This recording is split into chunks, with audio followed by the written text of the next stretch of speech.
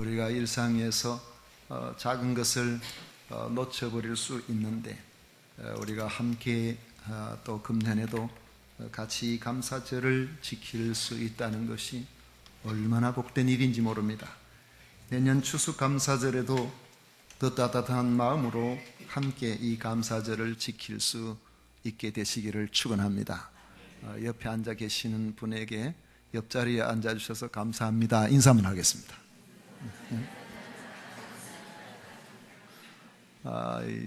이렇게 목소리로 크게 내어서 감사하는 분들은 감사거리가 더 많아질 줄로 믿습니다.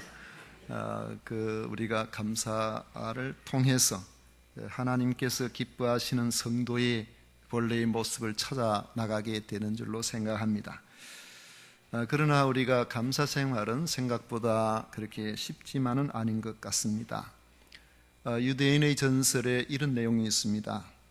하나님께서 천사 둘에게 각각 바구니를 들려주시면서 세상에 내려가서 한 천사에게는 소원을 담아오고 또 다른 천사에게는 감사의 기도를 담아오라고 하셨다고 합니다. 소원 바구니 들고 내려간 천사는 가자마자 금방 한 바구니 채워서 올라왔는데 감사 기도 바구니 들고 간 천사는 아직까지 천상을 올라가지 못하고 지상에서 헤매고 있다고 합니다. 우리 성도들은 그래도 예수 그리스도 안에 사는 이 믿음 안에서 그래도 감사가 나은 편이죠. 오늘도 찬양 가운데 감사가 여러 번 나왔습니다. 이 감사를 들을 때마다 가슴이 먹먹해집니다. 저도 하루에 자고 자고 나서 잠자리에서 눈을 떠서부터 시작해서 하루 종일 아마 몇십 번 정도는 하나님 앞에 입술로 감사를 드린다고 생각을 합니다. 그런데 우리나라 사람들은 대부분이 아침에 일어나면 어떻게 합니까? 인상을 막 쓰면서 이렇게 하면서 아이고 죽겠네, 아이고 죽겠네 하면서 하루를 시작하는 경우가, 몸은 찌부둥하고 또 가기 싫은 회사는 가야 되고 하기 싫은 공부도 해야 되고 하루를 눈을 뜨면서 그 자리에서부터 죽겠다고 생각하고 시작을 하니까 하루 온종일 죽을 일만 자꾸 생기는 거죠. 우리 모두 감사 생활을 회복해서 감사함이 넘치게 함으로 하나님을 영화롭게 해드리시는 여러분들이 되시기를 축원합니다. 누구에게 오늘 말씀에 보면 감사함을 넘치게 하라고 하셨는가? 6절 말씀을 보시면은 그러므로 너희가 그리스도 예수를 주로 받았으니 그 안에서 행하되 했습니다. 너희가 그리스도 예수를 주로 받았으니, 바울 사도는 골로스 지역에서 신앙생활하고 있는 교회의 성도들에게 바로 그리스도 예수를 주로 받은 사람이라고 말하면서 그들에게 감사함을 넘치게 하라고 말하는 것입니다. 여기서 그리스도 예수를 주로 받았다는 의미는 특별합니다. 예수님께서 세상을 통치하고 계시는, 예수님이 만유의 주인이시라는 고백입니다. 만유의 주인 되시는 예수님께서 바로 나의 주인이시라는 그러한 고백입니다. 예수님께서 내 삶 전체의 주인이시라는 의미입니다.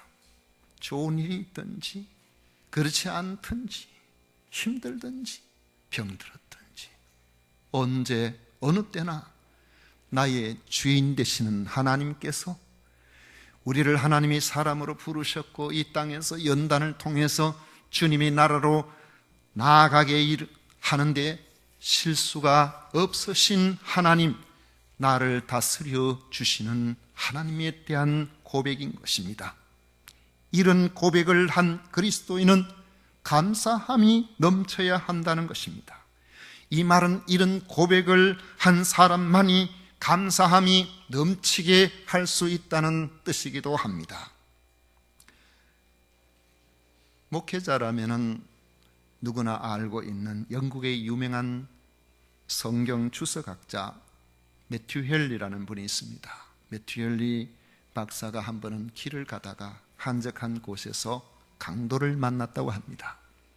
가지고 있는 물건들을 돈이랑 모두 다 빼앗겨버리고 곰곰이 생각을 했다고 합니다.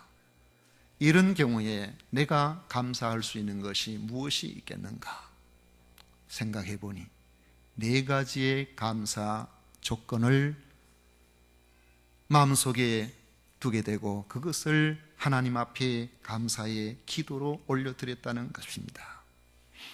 4가지가 뭐냐 했더니 첫째, 오늘 강도 처음 만난 거 감사합니다.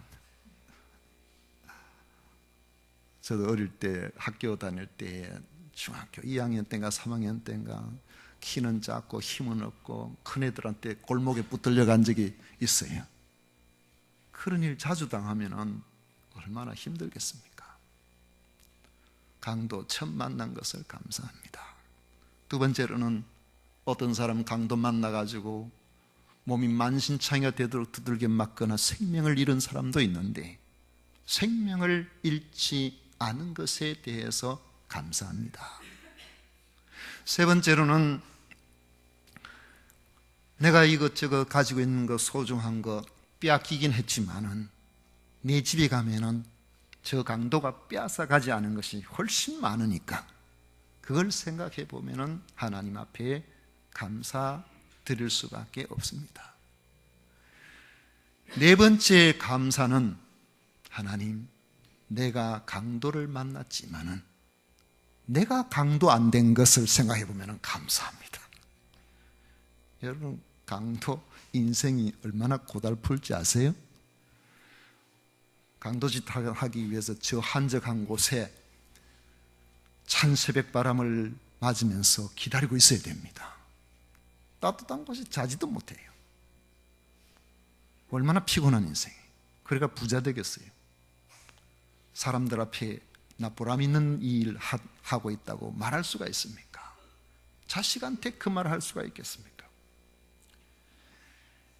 매튜 헬리는 이런 이야기를 합니다. 감사를 만드는 자는 행복을 만드는 자다. 감사를 만드는 자는 행복을 만드는 자다. 여러분, 우리가 다른 사람이 볼 때에 감사 조건을 많이 가지고 있는 것처럼 보여도 불평하고 원망하고 힘들게 살아가는 사람이 있습니다. 어떤 환경에서도 우리가 불평거리를 찾아보면은 불평거리가 없는 인생은 전혀 없습니다. 그런데 그러한 사람들이 있는 곳에는 행복하지 않습니다. 옆에 사람을 행복하게 만들어주지 못하고 자신도 행복하지 않습니다. 그러나 도저히 감사할 수 없을 것 같은 그런 환경에서도 감사하고 그것을 받아들이고 견뎌내고 이겨내며 그 입술에서 감사가 떠나지 않는 사람들을 보고 있으면 그를 보는 사람들이 행복하고 감사하는 사람도 머지않아 그 속에서 올라오는 감사로 행복하게 될 것입니다. 이런 감사는 주님께서 만유의 주이시며 나를 온전히 다스려 주신 그러한 분이심을 믿기 때문에 보통 사람들은 원망할 수 있는 환경에서도 감사할 수가 있는 것입니다. 여러분들이 그리스도 예수를 주로 받았다면 여러분의 환경이 어떠하든지 감사가 넘치게 하셔야 됩니다. 그것이 우리를 향하신 하나님의 뜻입니다. 도저히 감사할 수 없을 것 같은 환경에서도 감사하는 것, 하나님께서 우리에게 바라시는 바예요. 어떻게 우리가 살아야 이렇게 감사함이 넘치게 살아갈 수가 있을까요? 오늘 6절 말씀에 보면 그 안에서 행하되 했습니다. 이 말씀은 무엇을 하든지 주님과 친밀한 교제 속에서 모든 일을 하라는 말씀입니다. 이것이 어떻게 가능하겠습니까? 그리스도 안에 뿌리를 박으며 세움을 받으면 됩니다. 7절 말씀에 보면 그 안에 뿌리를 박으며 세움을 받아 교훈을 받은 대로라고 했습니다. 사도는 시냇가에 심어진 나무와 반석 위에 세워진 든든한 건물에다가 우리가 주님 앞에 세워지는 그 믿음을 비유하고 있습니다. 시냇가에 심은 나무가 그 수원에 뿌리를 깊이 내림과 같이 우리가 이 메마르고 삭막한 광야 같은 세상에서 땅의 것에 우리가 뿌리를 두지 아니하고 우리의 생명수가 되시는 예수 그리스도께 뿌리를 내려야 됩니다. 그래야 환경을 뛰어넘는 늘 싱싱한 나무 같은 이런 은혜로, 이런 신앙인으로 살아갈 수가 있습니다. 그래야 믿음의 열매가 맺힙니다. 믿음의 열매는 좋은 곳에서 맺히는 것이 아니라 믿음의 열매는 우리가 받아들이기 어려운 힘든 환경에서 열매가 맺히게 되는 것입니다. 또 반석 위에 세워진 집과 같이 든든한 기초 위에 세워져야 합니다. 어떤 이들은 평생에 돈 버는 재미에 그 돈 위에다가 인생의 집을 짓는 사람 있습니다. 어떤 사람들은 지위가 높아지는데 인생의 집을 짓는 사람이 있습니다. 어떤 사람들은 남에게 좋은 소리 듣는 명예에다가 인생의 집을 짓는 사람이 있습니다. 어떤 사람들은 그저 건강에다가 인생의 집을 짓는 사람도 있습니다. 요즘은 오직 자신만의 인생을 즐기는데 자기 인생의 집을 짓는 사람들이 많아지고 있습니다. 이런 삶은 우선은 좋은 것처럼 보이고 승리한 것처럼 보이고 성공하는 것처럼 보여도 환난의 비바람이 몰아칠 때에, 실패가 밀려올 때에, 기나긴 세월의 비바람이 흘러가게 될 때에 결국은 이기지 못하고 무너져 내려 버립니다. 반드시 무너지게 되어 있습니다.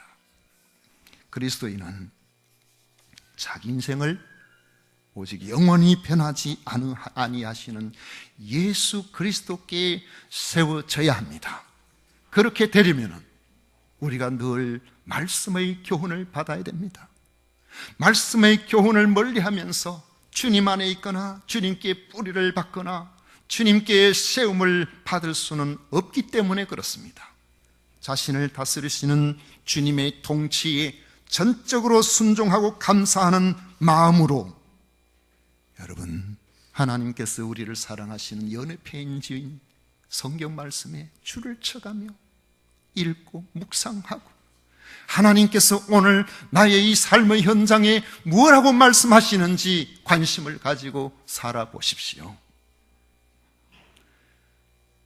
우리 예배 전에 찬양할 때에 우리 이경훈 목사님 말씀하신 것처럼 이 손양원 목사님은 시편 116편 12절의 말씀, 내게 주신 모든 은혜를 내가 여호와께 무엇으로 보답할꼬 하는 이 구절을 성경 표지에다가 붓글씨를 이렇게 써놓고 그의 삶이, 하나님께서 내게 주신 이 은혜를 내가 어떻게 보답하며 살 것인가, 그걸 늘 묵상하면서 그렇게 살았다고 전해지고 있습니다.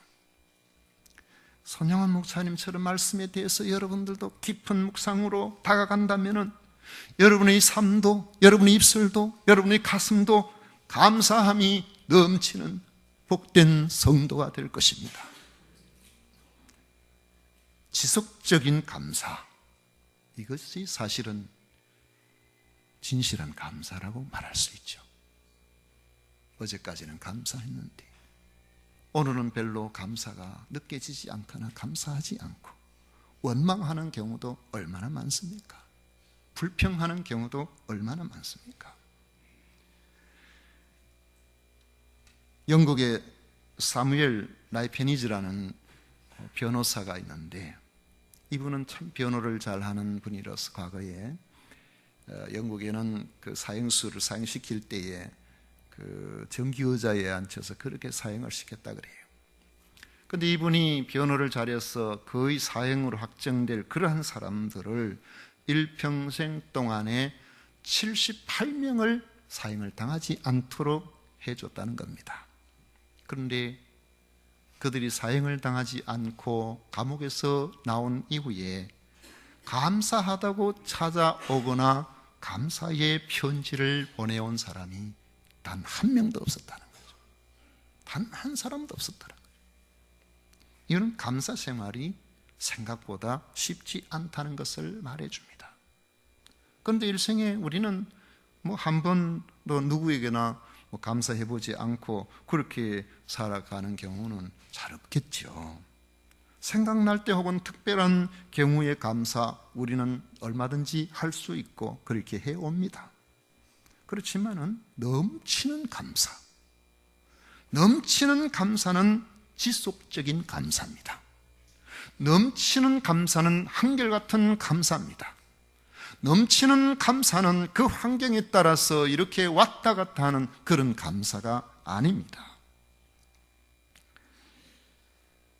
훈련소에서 군인을 훈련시키는 교관들이 그 훈련병들, 장병들을 반드시 울게 만드는 비결이 있습니다.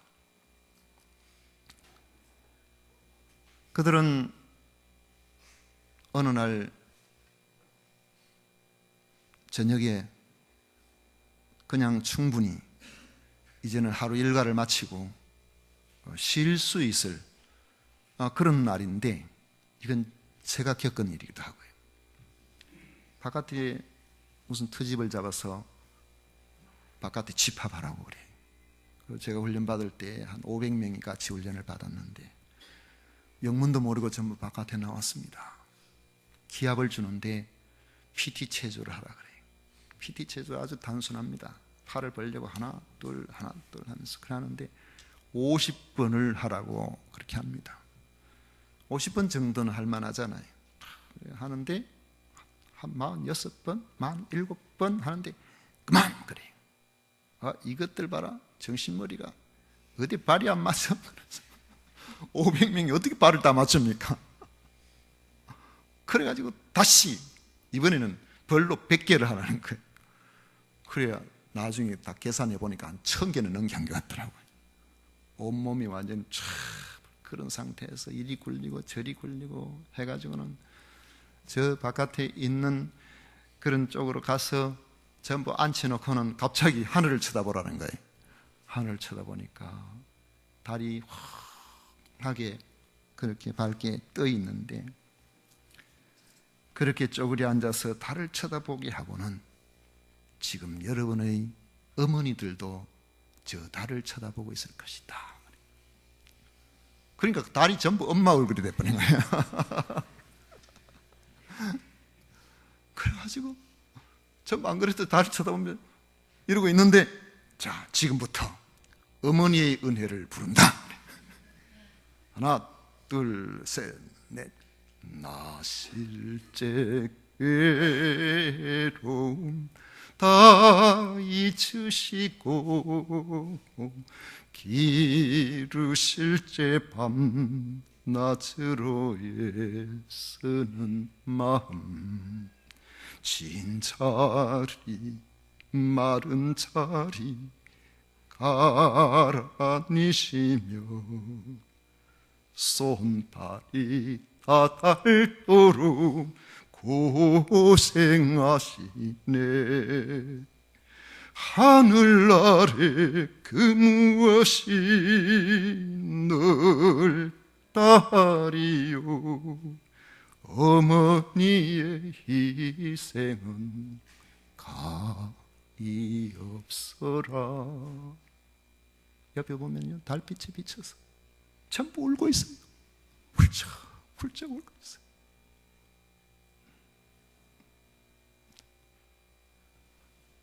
여러분을 오늘 어머니의 은혜를 생각하며 같이 한번 여러분도 한번 울려볼까요? 어려선 안고 없고 얼러주시고 자라선 문 기대어 기다리는 맘 알을 사 그릇들 사 자식 생각에 고우시던 이마 위에 주름이 가득 땅 위에 그 무엇이 높다리요 어머님의 정성은 지극하여라. 저는 지금도 엄마 생각하면 눈에 눈물이 걸썽걸썽해집니다. 어머니의 은혜 1절만 다 불러도 달빛에 비치는 얼굴들이 운다고 여기저기 훌쩍훌쩍 난리예요. 그리고 집으로 안으로 내무반에 들어가서는 자, 부모님에게 드리는 감사의 편지를 쓰자. 감사의 편지를 씁니다. 그 편지는 며칠 만에 부모님한테 도착을 해요. 그 편지를 뜯어서 읽어보면 엄마도 아버지도 같이 웁니다. 우리 아들이 군대가 되면 철들었구나. 어머니, 아버지, 제가 불효자입니다. 이제 제대하고 나면은 잘하겠습니다. 효도하겠습니다. 아유, 참 군대 잘 보냈네.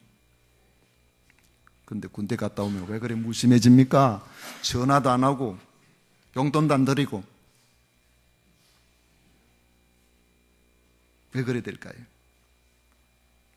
우리가 받은 구원을 생각하며 끊임없이 감사가 넘치게 하지 못하는 이런 일들이 왜 일어나겠습니까?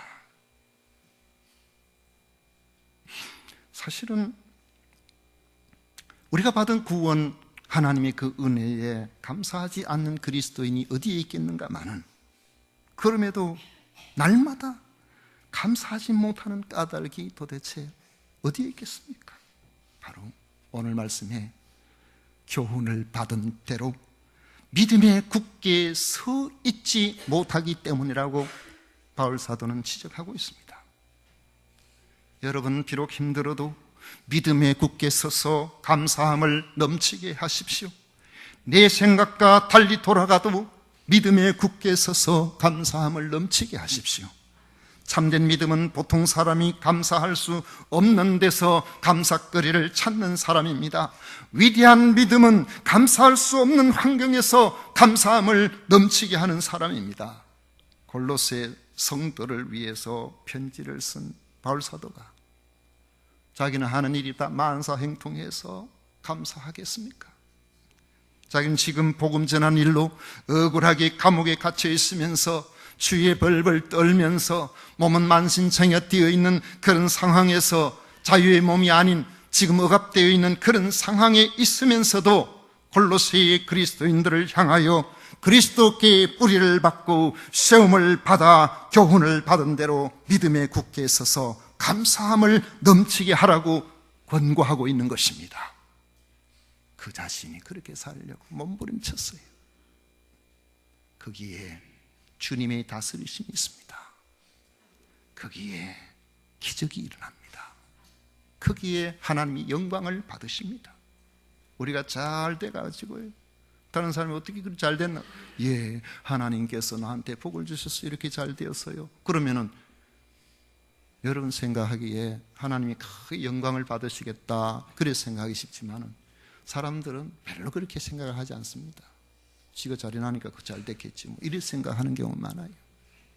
그런데 우리가 힘들어도 어려워도 내 입술에서 불평과 원망보다 하나님의 선한 섭리를 기대하고 하나님 앞에서 연단의 기회로 그렇게 생각하고 감당하고 견뎌낼 때에 우리를 보는 믿지 않는 사람들은 저 사람은 우리가 가지고 있지 못하는 것이 있다고 아는 겁니다. 거기에 감사의 영혼을 변화시키는 역사가 일어나는 겁니다. 그곳에서 사람들은 감동을 받고 우리가 믿고 있는 우리 구주 예수 그리스도에 대해서 궁금해하게 되는 것입니다. 주님 안에서 주님의 다스리심을 받고 믿음으로 순종함으로 감사함을 넘치게 하셔서 세상 사람들이 이해하지 못하는 이런 감사로 하나님 기뻐하시는 복된 성도의 귀한 길을 걸어가시는 우리 모든 성도님들 되시기를 축원합니다. 기도하겠습니다. 고마우신 아버지,